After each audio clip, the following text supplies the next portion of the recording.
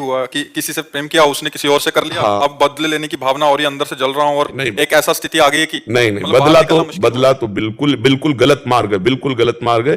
चुपचाप सह जाओ और अपनी गलती मानो, अपनी गलती मानो कि हम बिना पहचान किए, बिना परिचय किए इस तरह से तमाशा देख डाला। नहीं तो किसी से प्यार करने के पहले कुछ दिन तटस्थ भूमिका निभाओ, देखो व्यक्ति का स्वभाव क्या है। केवल वो तुम्हारा शोषण करना चाहता है कि प्यार करता है? वो जो तुरंत हमारे आकर्षण में आकर तुरंत हैवी प्यार दिखाने लगे, समझ लो ये व्यक्ति प्यार नहीं कर रहा, ये केवल वासना का भूत है, अपने भूत मिटाना चाहता है, चाहे लड़की हो चाहे लड़का हो।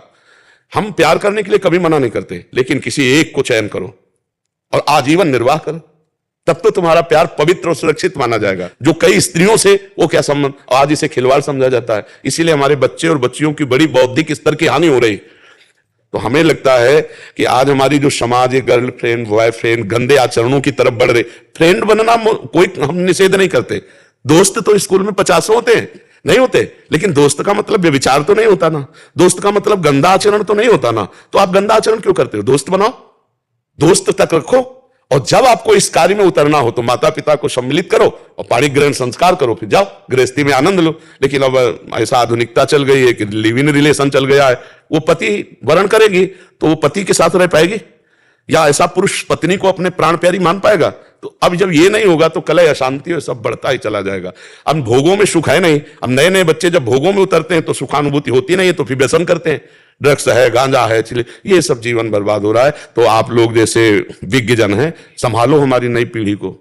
क्या हो, अब एक कोमल हृदय, मतलब सरल हृदय, चाहे लड़की को चाहे लड़के को, अब नई अवस्था है, अब उन्होंने दे दिया, अब वो तो जी जान से प्यार करता है, वो देख रहा है उसके साथ हंस रही, उसके साथ बात कर रही, अब वो कह रहा है तुम उसके साथ क्यों बात कर रहे हो, तो क्या तुमने हमें खरीद लिया है क्या? अब उसके जो हृदय में बीतती है, क्योंकि उसने आसक्ति कर लिया ना। आसक्ति का मतलब होता है कर लिया, अब वापस होना मुश्किल है, जैसे दलदल में फंस गया निकलना मुश्किल है। अब वो आसक्ति से पीड़ित है तो नशा करे और नशे में अपने को व्यतीत करे तो फिर और परेशानी होती। बहुत सोच समझ के, बहुत सोच समझ, ये जीवन नष्ट होने वाला नहीं, ये जीवन खत्म। दूसरा तीसरा, हमको जीवन का तार तोड़ना है, दुख और सुख के ऊपर उठना है, हमें महान बनना है यार। इसलिए नाम जप करो और ये कभी, ये तो सोचना मत, बुरा स्वप्न मान के छोड़ दो, कभी सामने भी दिखाई दे तो मत, कभी नहीं, ऐसा कभी मत करना, नहीं जीवन बर्बाद हो जाएगा, जेल भोगोगे, नरक जाओगे, समझ रहे हो? ऐसे कोई ना कोई फिर तुम्हारे भाग्य के अनुसार मिल जाएगी, ब्याह करो, आनंद से रहो, समझ रहे हो? गलत कदम मत उठाना। मैं जिस ऑफिस में हूँ उसी ऑफिस में वो भी हैं। अब ये हो गया है कि मैंने घर पे बात कर ली थी, उसके बाद अब उन्होंने बदल, बहुत कृपा हो गई बच्चा, नहीं ब्याह होने के बाद बदल जाती तो फिर क्या होता? बहुत कृपा हो गई, इस पे प्रसन्न रहो कि बुरा संग होने के पहले हम बच गए। भगवान की कृपा मनाओ ना, और उसको प्रणाम करो कि आपने असली रूप बलिया पहले दिखा दिया, बाद में दिखाती तो हम किसी काम के नहीं रह जाते। इसलिए उसी ऑफिस में जाना पड़ता है। कोई फर्क नहीं पड़ता। अरे कोई नहीं, बहादुर बन रे, बहादुर बन, तो दिखा कि मैं तेरे से अच्छा हूं, मुझे तेरी जरूरत नहीं। और जब दोस्त हंसे तो तुम भी हंस दो यार, पागलों के बीच में हंसने में क्या जाता है?